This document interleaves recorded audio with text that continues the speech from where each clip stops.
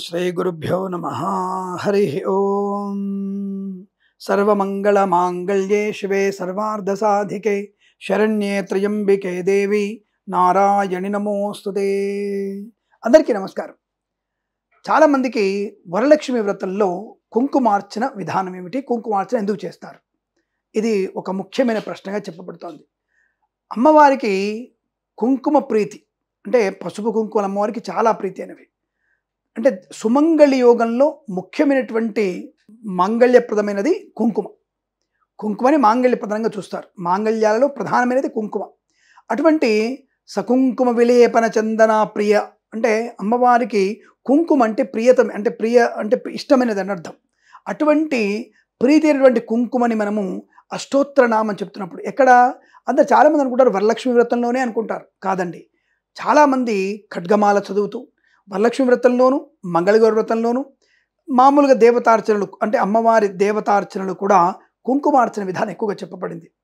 అటువంటి మాంగళ్యప్రదమైనటువంటి కుంకుమతో స్త్రీలు దీర్ఘ సుమంగళ యోగాన్ని పొందుకోవడానికి అంటే ముత్తైదువగా ఉండడానికి వారు అమ్మవారిని కుంకుమతో అర్చన చేసి ప్రార్థన చేస్తారు. అందుకనే అష్టోత్తర నామంలో మనకి ప్రకృత్యై నమః, వికృత్యై నమః, శ్రద్ధాయ నమః, విభూత్యై నమః కానీ, దుర్గాయ నమః, దుర్గాత్తవారిణి నమః, అలాగే అనేక రకాల సరస్వతి అష్టోత్తరంలో కానీ అక్కడ కుంకుమ విధానం అంటే కుంకుమార్చన చేసే విధానం ఉంటుంది. మరి కుంకుమార్చన ఎక్కడ చేయాలి? కలశం మీద చేయాలా? కాదండి, మనం ఒక ప్రత్యేకమైనటువంటి చిన్న పాత్రలో అమ్మవారి రూపం అంటే లక్ష్మీ రూపం కానీ, సరస్వతి రూపం కానీ, దుర్గా రూపం కానీ ఆ రూపముని మనం ఈ యొక్క ప్లేట్లో పెట్టుకొని దానిపైన మనం కుంకుమార్చన చేయాలి. ఒకవేళ బంగారం లేదు, రాగిది పెట్టుకోవాలి. రాగిది కూడా లేదు, ఒక రూపాయి నాణాన్ని పెట్టి ఆ రూపాయి నాణ్యం పైన మనము కుంకుమని అమ్మవారి కుంకుమని చల్లి మనం తప్పకుండా ఆ కుంకుమని మనకు నుదుట్లో పెట్టుకోవాలి.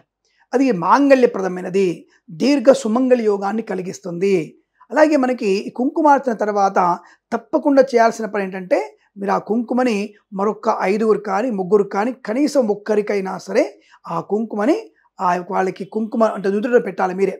అంటే ముత్తైదువకు కుంకుమ ఇవ్వడం, అది చేయడం వల్ల మీకు తప్పకుండా అమ్మవారు రూపమైనటువంటి ఆడవారి అంటే సువాసినుల యొక్క సంపూర్ణ అనుగ్రహాన్ని, సువాసన రూపంలో అమ్మవారు మీకు అనుకూలవంతమైనటువంటి ఆయురారోగ్య ఐశ్వర్యాన్ని కలిగించే అవకాశం ఖచ్చితంగా ఉంటుంది. కనుక అటువంటి కుంకుమార్చన విధానం మనకి వ్రతంలో చెప్పబడింది.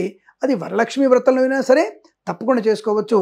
ఈ వరలక్ష్మి వ్రతంలో లక్ష్మీ అష్టోత్తరం ఉంటుందిగా. వరలక్ష్మి వ్రతానికి ప్రత్యేకంగా అష్టోత్తరం ఏం లేదండి.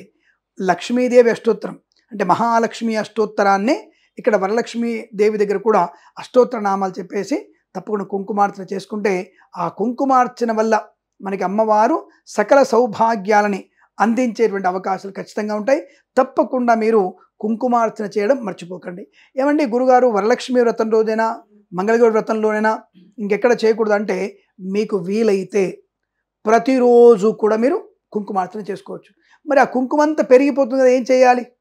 చాలామంది అది మనం ఉంటుంది కదా, సరే ఆ కుంకుమ పెరిగిపోయినప్పుడు రోజు చేసుకోలేమండి, వారానికి ఒకసారి చేయండి, లేదు ప్రతి పౌర్ణమికి ఒకసారి చేయండి.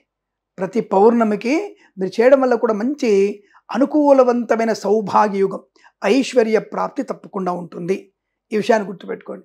అలాగే తప్పకుండా ఈ పౌర్ణమి రోజు కానీ లేదా ప్రతిరోజు కానీ ప్రత్యేకంగా శుక్రవారం రోజైనా సరే మీరు ఇట్లా అష్టోత్తరం చెబుతూ కుంకుమార్చన చేసినప్పుడు ఆ కుంకుమార్చనని ఏదైతే కుంకుమ ఉంటుందో దాన్ని తప్పకుండా మీరు 2, 3, 5 దాన్ని పంచే ప్రయత్నం చేయాలంటే ఇతరులకు కూడా దీర్ఘ సుమంగళి యోగం పొందే నిమిత్తమై మీరు మంచి ప్రయత్నాన్ని చేస్తే అదృష్టమైన ఆనంద యోగాన్ని, శుభయోగాన్ని, ధనయోగాన్ని, అలాగే మానసిక ప్రశాంతతని, రోగనాశనాన్ని, రుణ విమోచనాన్ని పొందుకునేటువంటి అవకాశం ఉంటుంది.